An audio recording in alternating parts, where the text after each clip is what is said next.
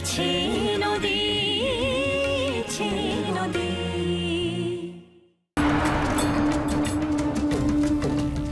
কি হলো বাবা? না মানে আমি ঠিক বুঝতে পারলাম না। তুমি এখনো বুঝতে পারছো না? কি বুঝতে পারছো না বলো? তুমি কি বুঝতে পারছো না যে টুয়া আগের থেকে কত বদলে গেছে? ওর এই বদ মেজাজ, হম্বি তম্বি সব কোথায় চলে গেছে?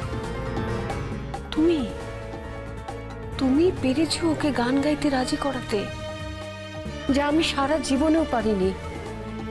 মাত্র এই কদিনেই তুমি সেটা পেরেছো বাবা।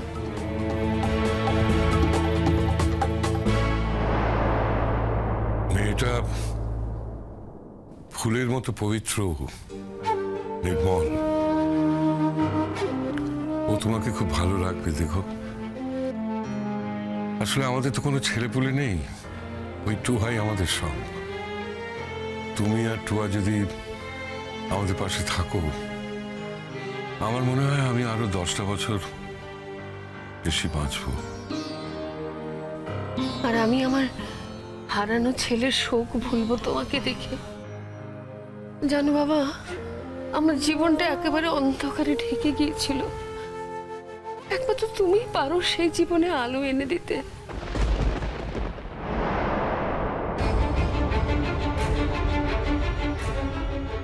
কিন্তু না বাবা, কোনো কিছু করো না।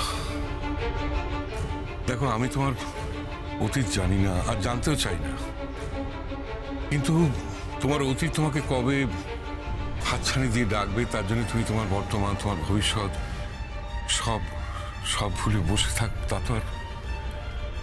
তাছাড়া তুমি তো তোমার অতীত জানো না বাবা। যদি একদিন আমার অতীত আমি জানতে পারি, যদি জানতে পারি তার সঙ্গে আজকের দিনের কোনো মিল নেই। না না বাবা, না, ও কথা বলো না, তা হবে না। জানো, তো আমার বড় ভালো মেয়ে, বড় দুঃখী মেয়ে।